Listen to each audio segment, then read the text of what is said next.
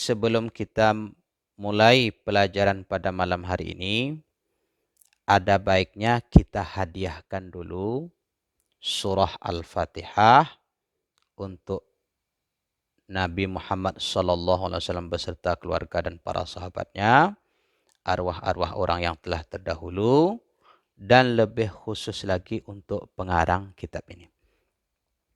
Ila hadratin Nabi Mustafa Muhammadin sallallahu alaihi wasallam wa ila kafatil anbiya'i wal mursalin wal malaikatil muqarrabin wa kullum min ahlil kubur, khususan ila ruh musannif hadzal kitab al-Fatihah. A'udzu billahi minasy syaithanir rajim. Bismillahirrahmanirrahim. Alhamdulillahi rabbil alamin. Arrahmanir rahim. Maliki yaumiddin. Iyyaka na'budu wa iyyaka nasta'in. Ihdinas siratal mustaqim. صراط الذين أنعمت عليهم غير المغضوب عليهم ولا الضالين آمين. السلام عليكم ورحمة الله وبركاته. الحمد لله الواحد والصلاة والسلام على محمد سيدنا الموحد وعلى آله وأصحابه أهل المعرفة والتوحيد. أشهد أن لا إله إلا الله وحده لا شريك له وأشهد أن محمدا عبده ورسوله لا نبي بعده. اللهم أرنا الحق حقا وارزقنا اتباعه وأرنا الباطل باطلا وارزقنا اجتنابه. قال المصنف: الأول من الصفات الواجبة لله تعالى الوجود،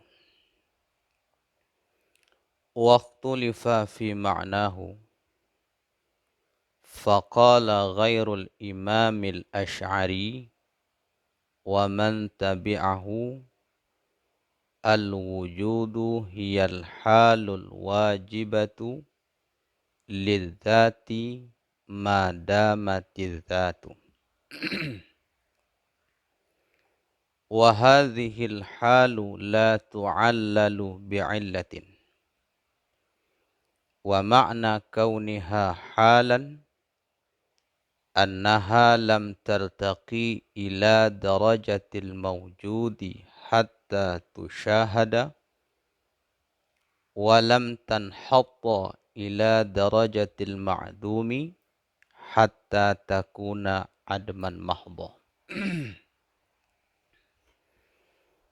بل هي واسطة بين الموجود والمعدوم. فوجود زيد مثلا حال واجبات لذاته أي لا تنفك عنها.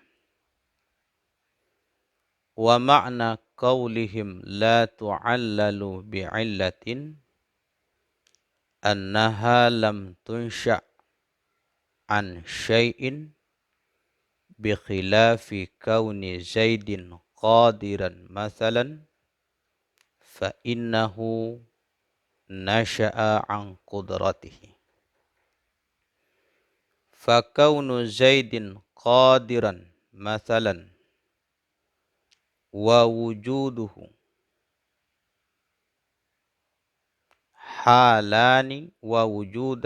حالان قائمان بذاته غير المحسوسين بحاسة من الحواس الخمس.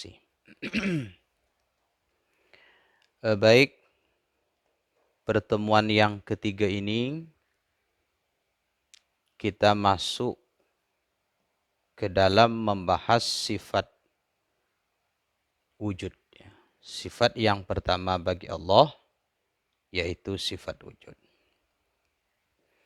Sebelumnya di pertemuan kedua kita sudah membahas tentang pengertian wajib, pengertian mustahil, dan apa pengertian jaiz menurut hukum akal.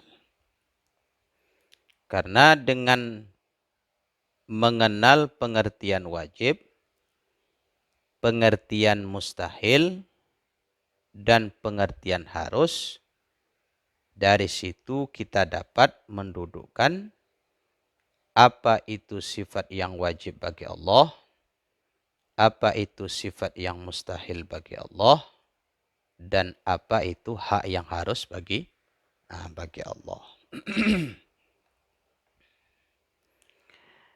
Yang pertama,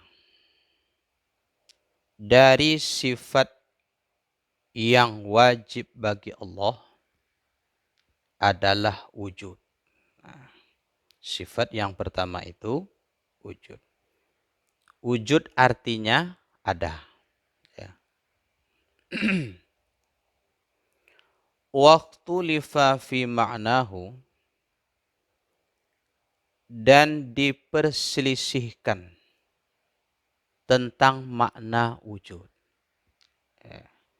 Jadi para ulama berbeda pendapat tentang makna wujud itu sendiri. Tapi para ulama yang berbeda pendapat di sini adalah dalam akidah Asy'ariyah. Masih dalam mazhab Asy'ariyah. Mazhab akidah Asy'ariyah. Bukan di luar itu. Atau ulama pada umumnya. Ada masuk itu. Jadi yang berbeda pendapat itu adalah ulama dalam mazhab akidah Asy'ariyah. Di sini ada dua pendapat antara Imam Asy'ari dan Imam Ar-Razi. Ya, yang berbeda pendapat itu siapa? Imam Asy'ari dan Imam Ar-Razi. Nah, berikut kita akan melihat bagaimana pendapat Imam Ar-Razi tentang makna wujud. Berikut. Faqala ghairul imamil Asy'ari wa man tabi'ahu. Maka telah berkata selain Imam Asy'ari, yaitu Imam Ar-Razi. Bukan pendapat Imam Asy'ari ini. Artinya pendapat Imam Ar-Razi. Wa man tabi'ahu, dan orang yang mengikut pendapat Imam Ar-Razi. Ar-Razi ini yang akan diuraikan nanti ya. Bukan Asy'ari. Apa kata selain Imam Asy'ari, yaitu Imam Ar-Razi? Al-wujudu hiyal halu wajibatu lidzat. Bermula wujud, dianya wujud itu adalah hal. Jadi pendapat Imam Ar-Razi, yang wujud itu adalah hal. Tidak bisa dikatakan ada, tidak bisa dikatakan tidak ada. Itu yang hal. Tidak bisa disebut ada kalau istilah barang yang ada dalam ilmu tauhid nanti itu istilahnya maujud. Ya, maujud. Maujud. Kalau sesuatu yang tidak ada itu ma'dum. Ma'dum. Kalau sesuatu yang ada itu maujud, yang tidak ada ma'dum. Jadi hal ini antara maujud dan ma'dum. Antara ada dan tidak ada. Tidak bisa disebut ada, tidak bisa pula disebut tidak ada. Jelas Pak ya? Tidak bisa disebut ada, tidak bisa disebut tidak ada. Yang wujud tadi menurut Imam Ar-Razi yaitu hal, itulah hal itu antara ada dan tidak ada. Tidak bisa disebut dia ada, tidak bisa pula disebut dia tidak ada. Mengambang. Mengambang. Itu ya. Jadi Imam Ar-Razi mengatakan yang wujud itu dianya wujud adalah hal yang wajib bagi zat. Dia mesti ada pada zat selama zat itu berkekalan. Selama zat itu ada, yang hal tadi mesti ada pada zat itu. Tidak diterima akal, dia tidak ada. Tapi dia berbeda dengan zat.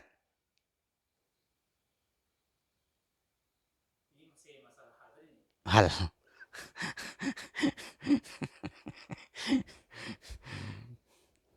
Itu. Jadi hal itu terletak antara ada dan tidak ada. Antara maujud dan ma'dum. Disebut ada, nanti dia tidak bisa dilihat. Disebut dia tidak ada, tetapi ada di dalam otak, dalam akal. Karena akal merasakan berbeda antara zat dan sifat wujud, antara zat dan wujud. Itu. Jadi itu yang hal menurut Imam Ar-Razi. Pembeda yang kedua ini. Wa hadhil halu la tu'allalu bi'illatin. Dan ini hal tidak dielat dengan satu elat. Di sini pembeda antara sifat wujud dengan sifat maknawiyah. Sama-sama hal dia. Maknawiyah ya. Maknawiyah. Qadiran, muridan, aliman, hayyan, sami'an, basiran, mutakaliman. Itu sifat maknawiyah. Jadi kalau sifat maknawiyah itu dielat dengan satu elat. Adanya keadaan Allah itu zat yang berkuasa, qadiran, karena ada dia bersifat dengan kudrat.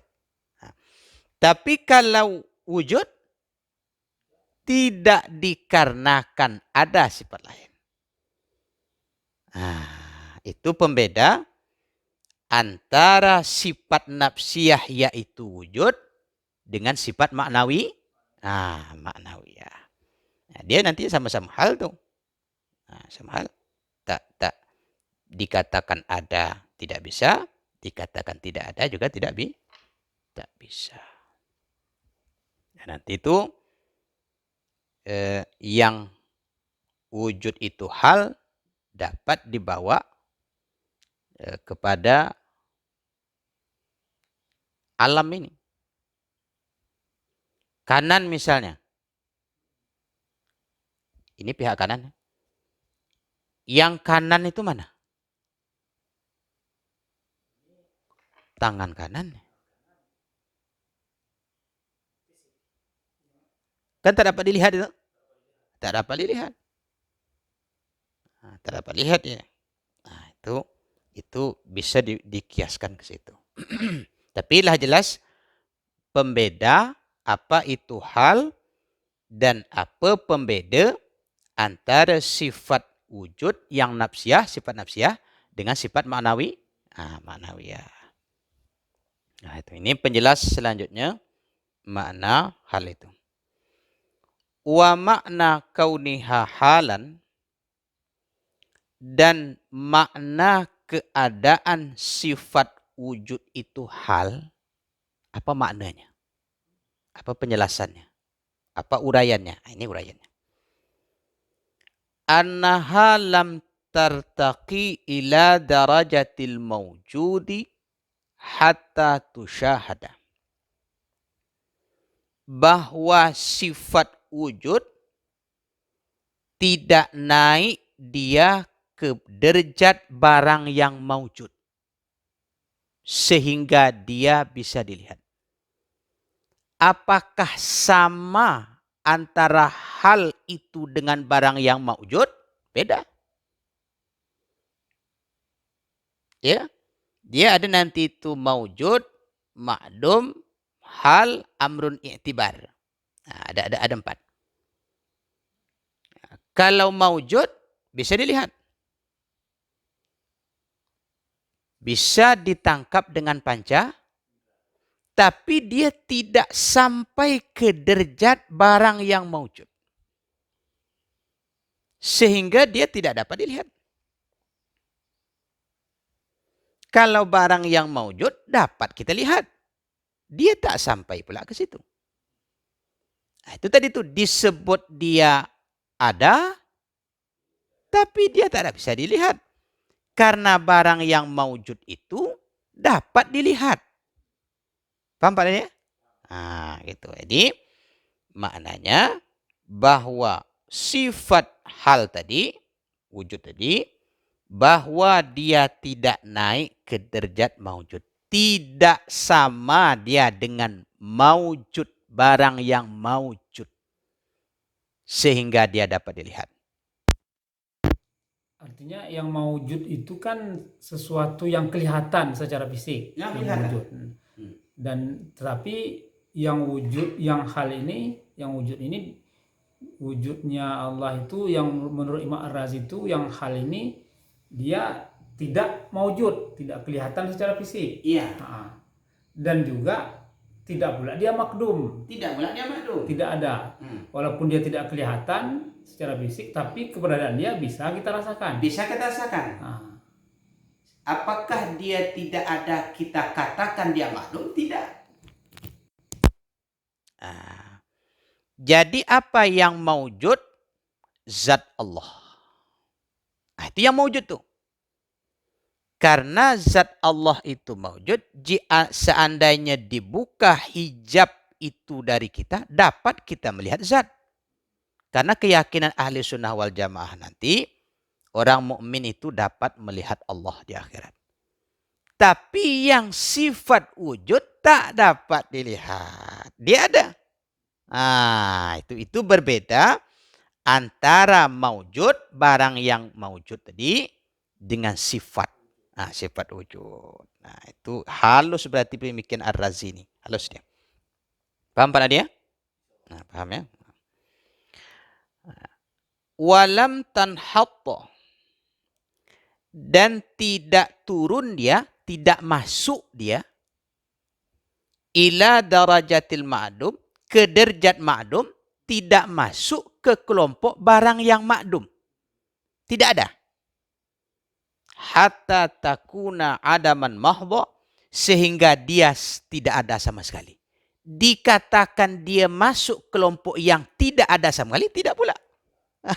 Tidak pula ada. Ya mustahil ya. Tidak ada sama sekali. Tidak ada sama sekali. Dimasukkan dia kepada barang yang tidak ada sama sekali, tidak bisa. Dimasukkan dia kepada kelompok barang yang maujud, tidak bisa dilihat. Itu yang jahat. Kalau begitu, apa penjelasan hal itu? Bal hiya wasitatun bainal maujudi wal ma'dum. Dianya hal itu adalah antara barang yang maujud dan ma'dum. Antara maujud dan ma'dum, itulah hal.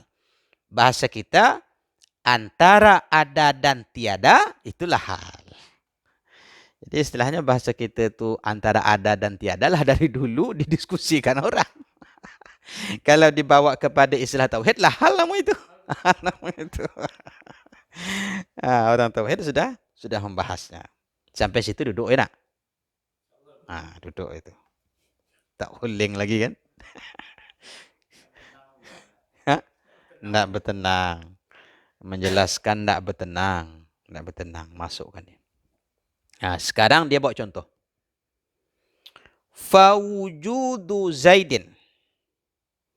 Maka bermula wujud Zaid.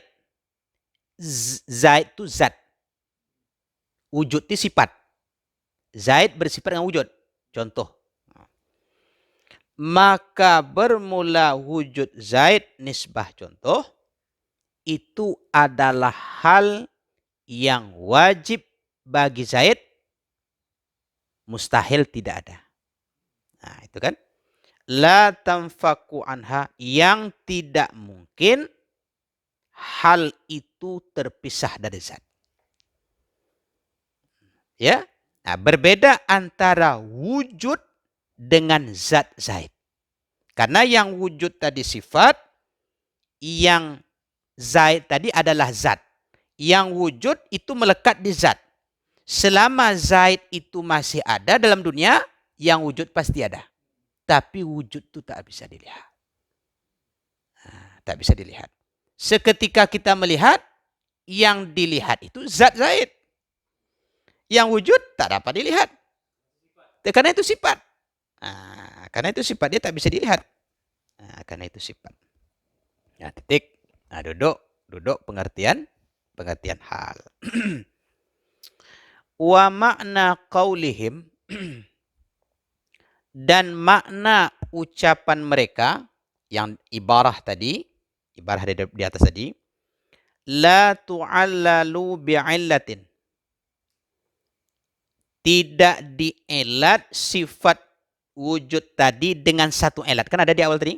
Nah, kan tidak dielat, apa maknanya? Apa penjelasannya? Ini dia. Nah, penjelasan. Apa maksud dari tidak dielat dengan satu elat?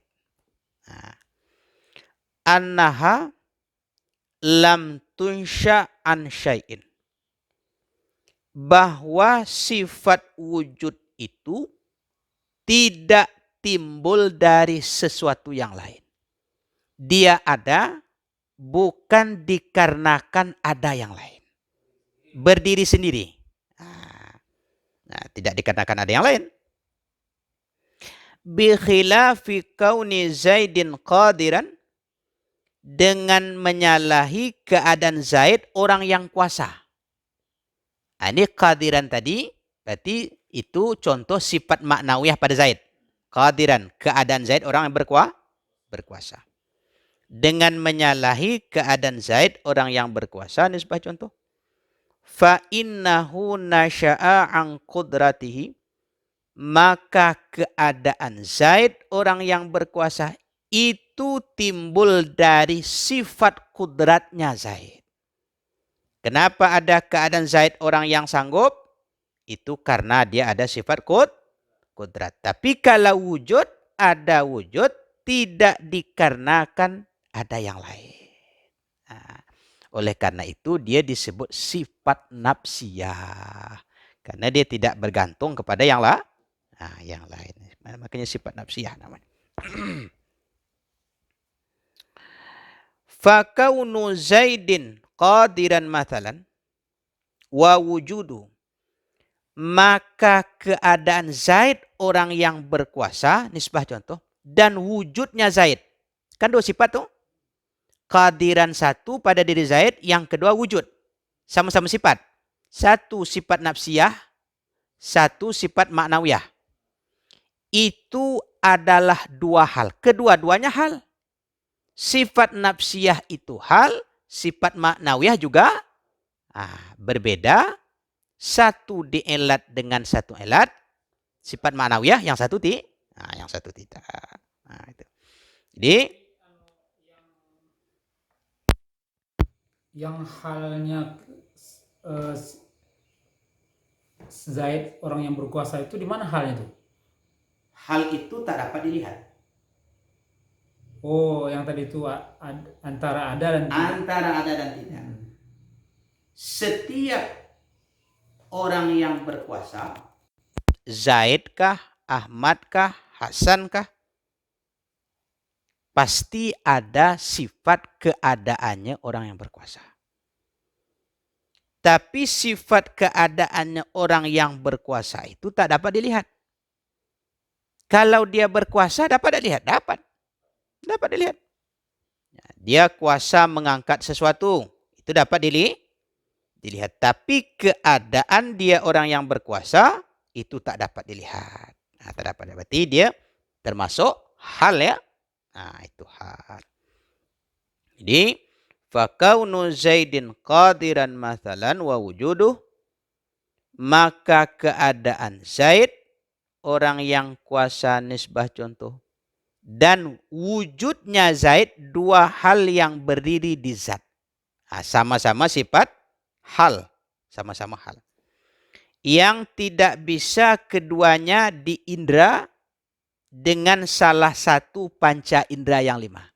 Dilihat tidak bisa, dipegang, diraba tidak bisa, didengar tidak bisa, tidak bisa dia disentuh dengan salah satu panca indera yang lima. Tak dapat.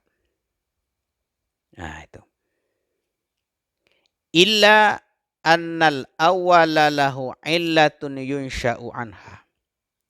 Bedanya kecuali bahwa yang pertama yaitu sifat maknawiyah, dia ada ilat yang timbul darinya. Disebabkan ada sifat yang lain, yaitu kudrat, baru ada sifat keadaan dia orang yang berkuasa. Nah, ada dia. Dan dianya kudrat. Kehadiran itu timbul dari kudrat. Wathani yang kedua yaitu wujud Zaid tadi, sifat wujud Zaid, la illatalah, itu tidak dikarenakan sesuatu yang lain. Nah, itu bedanya ya. Nah, itu bedanya. Kalau sifat wujud, itu tidak dikarenakan ada yang lain. Wahada dhabitu lil halin nafsiyah, inilah pengertian hal sifat hal yang nafsiyah tadi. Nah, itulah pengertian hal nafsiyah. Nah, pengertiannya. Wa kullu halin qa'imatun bidzatin ghairi mu'allalatin bi'illatin tusamma sifatan nafsiyatan. Tusamma sifatun nafsiyatan. Sifatan nafsiyatan ya. Dan tiap-tiap hal, wa kullu halin qaimatin ya. Dan tiap-tiap hal yang berdiri di zat, sifat hal tadi, wujud tadi sifat hal yang berdiri di zat, yang tidak diilat dengan satu ilat, dia tidak dikarenakan ada sifat yang lain, tusamma sifatan nafsiyatan, dinamai sifat itu dengan sifat nafsiyah. Karena dia tidak berkaitan dengan sifat yang lain. Nah. Ini memahami sifat. Ketika kita tahu wujud Allah itu ada sifat nafsiyah, artinya kan tentu kita sudah bisa meyakini bahwa sifat nafsiyah itu kan tidak tergantung dengan sifat yang lain. Iya. Secara sederhana kita memahami wujud ini yang hal tadi, wujud ini sifat yang tidak diilah dengan sifat dengan satu ilat, disederhanakan dengan memahami bahwa wujud itu adalah sifat nafsiyah. Kenapa sifat nafsiyah? Karena memang dia berdiri sendiri, tidak berhubungan dengan sifat yang lain. Tidak dikarenakan dengan sifat yang lain, tetapi berbeda dengan sifat yang ma'nawiyah. Artinya di sini kan kita penting mengelompokkan sifat Allah itu yang nafsiyah yang mana, yang ma'nawiyah yang mana. Iya. Nah, di situ letak pembeda. Paham ya, Pak? Lah duduk kaji. Model-model ndak berkendas juga dah. Kalau cecau sangat tak bisa. Ndak bertenang betul. Ndak bertenang ngaji ni. Wahia allati la ta'qilu dzatu biduniha. Ay la tatasawwaru dzatu bil aqli wa tudraku illa bisifatihan nafsiyati. dianya sifat nafsiyah tadi, wujudnya, itu tidak diterima akal ada zat dengan tanpa adanya. Apakah mungkin ada zat tak bersifat dengan wujud? Tak mungkin. Pasti dia masuk kepada makdum. Pasti makdum. Karena setiap ada zat pasti dia bersifat dengan wujud. Tapi yang wujud itu tak bisa dilihat. Yang bisa dilihat itu zat. Zat bisa dilihat.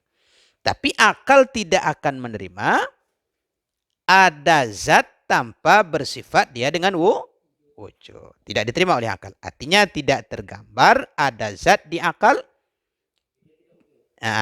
Dan diperdapat kecuali bersifatnya zat tadi dengan sifat nafsiyah, yaitu wujud.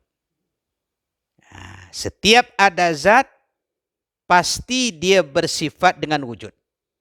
Tidak diterima oleh akal ada zat tak bersifat dengan wujud. Itu ya. Itu dia. Setiap ada zat pasti. Mana contoh mengambil tempat bagi tubuh tadi. Setiap tubuh pasti dia mengambil tempat seukuran tubuh tadi. Tidak diterima akal ada tubuh tetapi tidak mengambil tempat.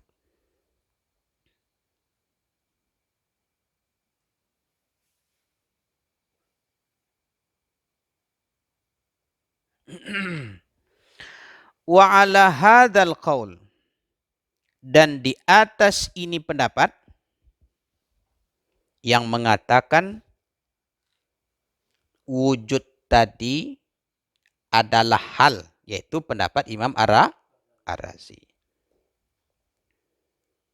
Wa huwa kaunul wujudi halan, dan di atas ini pendapat yaitu keadaan wujud itu adalah hal, pendapat Imam Ar-Razi tadi, fa dzatullahi ta'ala ghairu wujudi, maka zat Allah itu bukanlah wujudnya Allah. Seketika kita menyebut zat Allah, itu bukan wujudnya Allah. Karena berbeda antara wujud dan zat. Ya, karena wujud tadi sih, nanti kalau pelajaran selanjutnya Imam Asy'ari yang dimaksud zat itulah wujud. Karena dia mengatakan yang wujud itu bukan sifat, tapi zat itu sendiri. Ini untuk membedakan antara pendapat Imam Ar-Razi dengan Imam Asy'ari. Jadi seketika ada suatu ibarat, suatu pernyataan dalam ilmu tauhid, zat Allah itu bukanlah wujudnya Allah. Paham ya? Karena apa sebab? Karena yang wujud itu adalah sifat bagi zat, berbeda dia dengan zat. Bukanlah zat itu sendiri. Gitu. Wa dzatul hawadithi ghairu wujudatiha. Dan zat barang yang baru itu bukanlah wujudnya. Apa barang yang baru? Ya, yang ada ini, alam ini, jam ini, zatnya. Zat jam ini bukan wujudnya. Karena wujud itu sifat bagi jam. Jam tidak mungkin ada tanpa bersifat dengan wujud. Yang wujud itu sifat. Jadi berbeda antara sifat dan wujud. Baik. Untuk pengajian pada malam hari ini kita cukupkan sampai di sini dulu. Ya, pembahasan tentang wujud. Kesimpulannya kaji pada malam hari ini kita membahas sifat wujud. Yang sifat wujud itu, makna wujud itu berbeda antara Imam Asy'ari dan Imam Ar-Razi. Kedua-duanya itu masih dalam akidah atau mazhab Asy'ariyah. Nah, jadi yang kita bahas pada malam hari ini adalah pendapat Imam Ar-Razi tentang makna wujud. Nah, apa makna wujud menurut Imam Ar-Razi? Wujud itu adalah hal. Ya, hal yang terletak antara maujud dan ma'dum. Ya, terletak antara ada dan tiada. Ya. Tidak bisa disebut dia maujud, tidak pula bisa disebut dia ma'dum.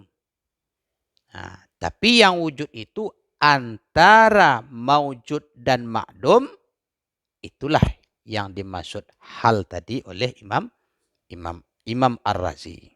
Nah, kalau wujud itu, maujud itu, barang yang maujud, zat itu dapat dilihat.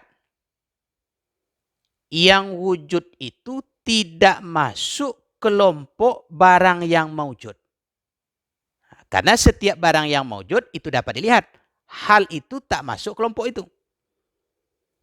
Dan tidak pula dia masuk kepada kelompok barang yang makdum. Yang tidak ada. Nah, disebut tidak ada, tidak bisa. Nah, jadi disebut, apa namanya itu? Disebut dia ada, tapi tidak bisa dilihat. Disebut dia tidak ada, tapi ada dia di akal. Di akal merasakan berbeda antara zat dan sifat wujud. Nah, itu kesimpulan kita tentang makna wujud menurut Imam Ar-Razi. Untuk pertemuan selanjutnya kita bahas makna wujud menurut Imam Asy'ari. Demikianlah pengajian kita pada malam hari ini. Dan kita tutup dengan doa kafaratul majlis. Subhanakallahumma wa bihamdik. Asyhadu an la ilaha illa anta. Astaghfiruka wa atubu ilaik. Wassalamualaikum warahmatullahi wabarakatuh.